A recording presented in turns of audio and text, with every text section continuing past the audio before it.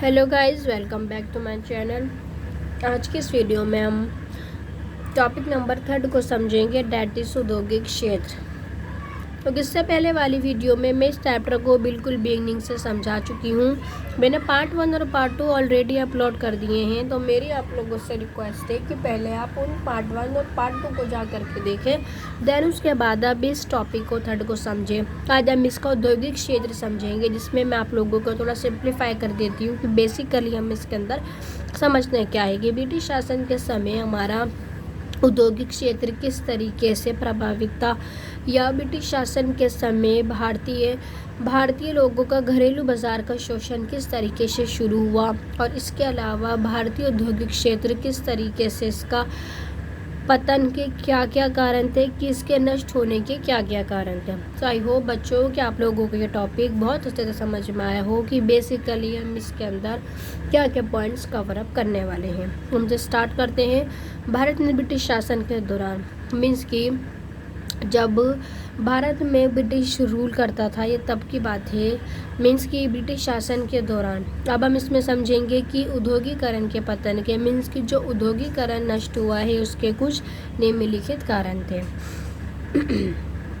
Britain की औद्योगिक क्रांति के फलस्वरूप, मीन्स किसने बोला है, अब ब्रिटेन ने अपने इंडस्ट्रियल सेक्टर को बढ़ावा देने के लिए अपने उन रिसोर्सों को, उन ज़रूरतों को पूरा किया। जैसे कि क्या, ध्यान से समझेंगे बच्चों कि ब्रिटिश ने अपने इंडस्ट्रियल सेक्टर को बढ़ावा देने के लिए अपनी उन ज़रूरतों को पूरा किया जिनकी उनको आवश्यकता थी। जैसे कि क्या, उन्होंने भारत से कच्चा माल ख़रीदा, उन्होंने प्राथमिक उत्पाद लिए जैसे कि क्या, कपास और पटसन। अब ब्रिटेन ने अपने इंडस्ट्रियल सेक्टर को बढ़ावा देने के लिए कच्चे माल के निर्यात को खूब अप्रिशिएट किया, ताकि वे अपनी शोषण की प्रक्रिया को और भी ज़्यादा इजी बना सके, सरल बना सके। दूसरा पॉइंट समझते हैं, ब्रिटेन की औद्योगिक वस्तुओं की बिक्री के लिए, मीन्स के इसने बोला है, अब ब्रिटेन जो मशीन से बनी हुई वस्तु होती थी उसको अप्रिशिएट करने के लिए उसने भारतीय बाज़ार का पूरा लाभ उठाया। मीन्स कि उसने एक स्ट्रेटजी अपनाई कि हम भारत से कच्चे माल को ख़रीदेंगे और वहाँ से मशीन से बनी नई वस्तुएं भारत में जाकर ही एक आयात के रूप में बेच देंगे। सो इस तरीके से इसने यहाँ स्ट्रेटजी अपनाई, जिसके कारण भारतीय बाज़ार का खूब ज़ोर शोर से शोषण शुरू हुआ। इस व्यवस्थित ढंग से औद्योगिकरण के कारण अब यहाँ क्या हुआ, जब भारत ने एक स्ट्रेटजी अपनाई तो इसके साथ ही हस्तशिल्प उद्योग में जो भी हाथ से बनी हुई वस्तुएं होती हैं उसमें काफ़ी गिरावट आई। इसका रिज़ल्ट ये हुआ कि लोगों को बेरोज़गारी का सामना करना पड़ा। क्यों सामना करना पड़ा? क्योंकि भारत में हस्तशिल्प उत्पाद पर ही लोग अभी निर्भर थे। लेकिन ब्रिटिश ने एक स्ट्रेटजी अपनाई, ब्रिटिश ने भारत में जाकर के मशीन से बनी हुई वस्तुओं को बेचा। तो भारतीय लोगों ने मशीन से बनी हुई वस्तुओं को ज़्यादा पसंद किया, ना कि उन वस्तुओं को जो हाथ से बनी हुई या जो हस्तशिल्प वस्तुएं होती थी। इस तरीके से यहाँ भारतीय बाज़ार का शोषण होना शुरू हुआ। भारतीय बाज़ारों में ब्रिटिश वस्तुओं का प्रवेश हुआ। जाहिर था ब्रिटिश ने निर्यात को अप्रिशिएट किया, आयात को अप्रिशिएट किया, इसलिए अप्रिशिएट किया ताकि वे अपने वस्तुओं को भारतीय बाज़ार में उतार सके, और ऐसा हुआ भी। भारतीय बाज़ार में ब्रिटिश वस्तुओं की एंट्री शुरू हो गई, जहां से भारतीय घरेलू बाज़ार का शोषण होना शुरू हुआ। आई होप बच्चों आप लोगों को ये पॉइंट्स बहुत अच्छे से समझ में आ रहे होंगे। आप इनके हैंड टू हैंड नोट्स भी बना सकते हैं, जो मैं पॉइंट आपको समझा रही हूँ या जो भी मैंने अंडरलाइन इस बुक में किया हुआ है। अब ब्रिटिश शासन के दौरान की बात है, जब हम यहाँ औद्योगिक क्षेत्र के निम्न बिंदुओं को समझेंगे। इसमें हमारा फर्स्ट पॉइंट ये है, हस्तशिल्प का पतन। ब्रिटिश शासन के समय, ब्रिटिश शासन से पहले के समय की बात है, जब भारत एक स्वतंत्र देश था। तो भारत अपने हैंडीक्राफ्ट प्रोडक्ट के लिए जो हाथ से बनाए हुए वस्तुएं होती थी उसके लिए काफ़ी विश्व प्रसिद्ध था। क्यों था विश्व प्रसिद्ध? क्योंकि जो उसकी क्वालिटी होती थी वो बहुत बढ़िया क्वालिटी होती थी भारतीय हस्तशिल्प उद्योग की। तो भारतीय हस्तशिल्प उद्योग कहीं ना कहीं ब्रिटिश शासन से पहले बहुत विश्व भर में प्रसिद्ध था। अब इसने यहाँ बोला है जो हैंडीक्राफ्ट प्रोडक्ट के पतन का जो कारण था या जो नष्ट होने का कारण था वो राज्य की विभेदमूलक प्रशुल्क नीति थी। क्या थी वो बच्चों? वो थी राज्य की विभेदमूलक प्रशुल्क नीति। मैं आप लोगों को समझा देती हूँ कि बेसिकली इस नीति के अंदर क्या था। अब ब्रिटिश ने क्या करा कि जब वो भारत से कच्चे माल को निर्यात करेगा, मीन्स कि जब वे भारत से कच्चे माल को खरीदेगा तो उसके ऊपर कोई टैक्स या उसके ऊपर कोई भी शुल्क नहीं लगाया जाएगा। और इसी तरह जब ब्रिटिश से तैयार हुआ माल या रेडीमेड माल जब भारत में आएगा, मीन्स की आयात किया जाएगा, तो उस पर भी कोई भी टैक्स या कोई भी शुल्क नहीं लगाया जाएगा। आई होप आप लोगों के समझ में आया हो कि राज्य की विभेदमूलक प्रशुल्क नीति क्या है, जिसमें ना तो निर्यात पे कोई शुल्क लगाया जाएगा जिसे हम टैक्स कहते हैं और ना ही आयात पर कोई शुल्क लगाया जाएगा। तो ब्रिटिश ने ये स्ट्रेटेजी अपनाई जिसके कारण भारतीय हस्तशिल्प हैंडीक्राफ्ट जो हाथ से बने हुए होते हैं उनका बहुत ज़ोर शोर से शोषण होना शुरू हुआ। आगे समझते हैं बच्चों। तो यहाँ ब्रिटेन ने एक स्ट्रेटेजी अपनाई जिसके अंदर उसने अपने इंडस्ट्रियल सेक्टर को, मीन्स कि अपने उद्योग को बढ़ावा देने के लिए भारत को कच्चे माल का एक रिसोर्स बनाया। मीन्स कि ब्रिटिश ने कच्चे माल का भारत को एक उत्कृष्ट साधन बनाया, एक रिसोर्स बनाया कि एक भारत एक ऐसा देश है जिससे हम कच्चा माल खरीदेंगे और उसी का सामान वहाँ जाकर अपनी वस्तुओं की बिक्री के लिए उसको एक उत्तम बाजार बनाया। ये पॉइंट बहुत इम्पोर्टेंट था। आई होप कि आप लोगों को ये समझ में आया हो। फलस्वरूप ब्रिटेन ने एक विभेदमूलक प्रशुल्क नीति को अपनाया। विभेदमूलक प्रशुल्क नीति वही थी जिसके अंदर ब्रिटेन ने बोला कि जब वे भारत से कच्चे माल के निर्यात करेगा, मीन्स कि जब कच्चे माल को खरीदेगा तो उसके ऊपर कोई भी टैक्स नहीं लगाया जाएगा। इसी तरह जब ब्रिटेन भारत को आयात करेगा, मीन्स कि अपनी रेडीमेड वस्तुओं को ब्रिटेन से भारत में भेजेगा तो तब भी उसके ऊपर कोई टैक्स नहीं लगाया जाएगा। या मीन्स के कहने का मतलब ये हुआ ना तो निर्यात पर कोई टैक्स लगाया जाएगा ना आयात पर। इसके बाद ब्रिटेन ने दूसरी स्ट्रेटेजी क्या अपनाई कि जब भारत अपने हाथ से बनाए हुए अपने हस्तशिल्प उत्पाद को ब्रिटिश में जाकर के बेचेगा तो उसके निर्यात पर ब्रिटिश ने भारी शुल्क लगाया। और जबकि जब ब्रिटिश भारत से निर्यात करता था कच्चे माल का तो उसके ऊपर कोई भी टैक्स नहीं लगाया गया। वहीं जहां भारत हस्तशिल्प उद्योग को ब्रिटिश में जाकर के मीन्स कि उसका अपने माल का निर्यात करेगा तो उसके ऊपर भारी शुल्क या भारी टैक्स लगाया जाएगा। तो इस प्रकार अंतर्राष्ट्रीय बाजार में प्रतिस्पर्धा मीन्स की कंपटीशन कम हो गया। अब जाहिर था अब भारतीय जो थे वो खुद ही पीछे हटने लगे कि हम पर इतना भारी टैक्स लगाया जा रही है, इतना भारी शुल्क लगाया जा रहा है, तो वो लोग खुद ही पीछे हट गए भारतीय। तो ये ब्रिटिश सरकारी की एक स्ट्रेटेजी थी कि किस तरीके से भारतीय बाजार के हस्तशिल्प उत्पाद को रोका जाए। तो उन्होंने इस तरीके से एक स्ट्रेटेजी को अपनाया जिसके चलते भारतीय बाजार का खूब ज़ोर शोर से शोषण होना शुरू हुआ और फाइनली ब्रिटिश उत्पाद ने भारतीय बाजार में एंट्री शुरू कर दी।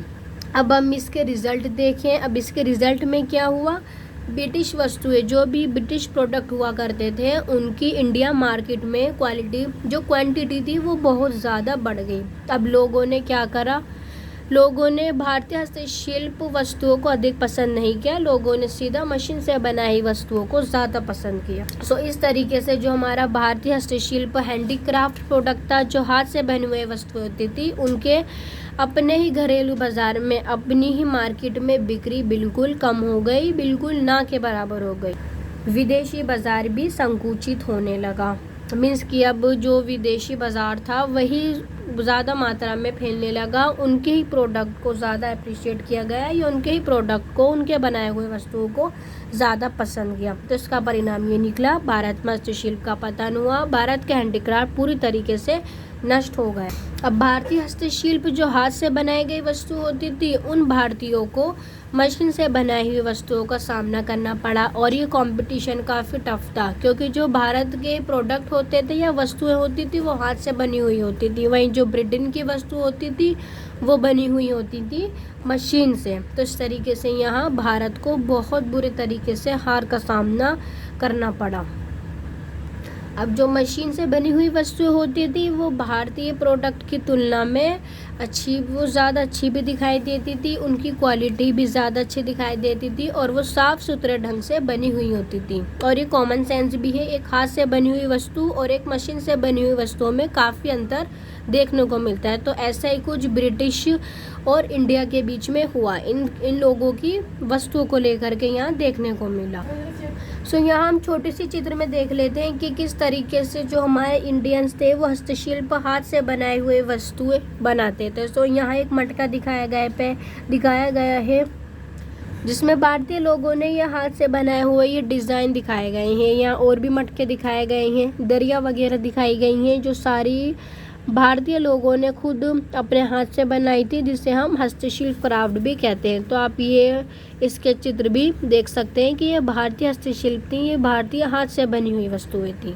सो आई होप बच्चों आप लोगों को ये फर्स्ट पॉइंट बहुत अच्छे से समझ में आया है। अगर आप लोगों को ये समझ में नहीं आया तो आप 5 मिनट इस वीडियो को बैक कर लो ताकि आप इसको बहुत अच्छे से समझ पाओ और देन फिर उसके बाद इस टॉपिक या पॉइंट नंबर 2 को समझो। सो इसका पॉइंट 2 है आधुनिक उद्योग का निराशाजनक विकास। मीन्स कि जो भारतीय इंडस्ट्रियल सेक्टर था, जो उसका परिणाम निकला वो बहुत निराशाजनक था। आई होप कि आप लोग ये समझ गए होंगे कि ये निराशाजनक क्यों था। ये निराशाजनक इसलिए था क्योंकि भारतीय हस्तशिल्प वस्तुएं थी और वहीं ब्रिटेन के पास मशीन से बनी हुई वस्तुएं थी। 19वीं शताब्दी के मीन्स किसने बोला है, अगर हम 19वीं शताब्दी से बात करें तो वहीं से ही इंडस्ट्रियल सेक्टर का उत्थान यानी कि उसका निराशाजनक प्रदर्शन शुरू हुआ। अब हम पढ़ते हैं वो किस तरीके से भारत का बिजनेस जो था या औद्योगिक सेक्टर था वो किस तरीके से डाउन हुआ।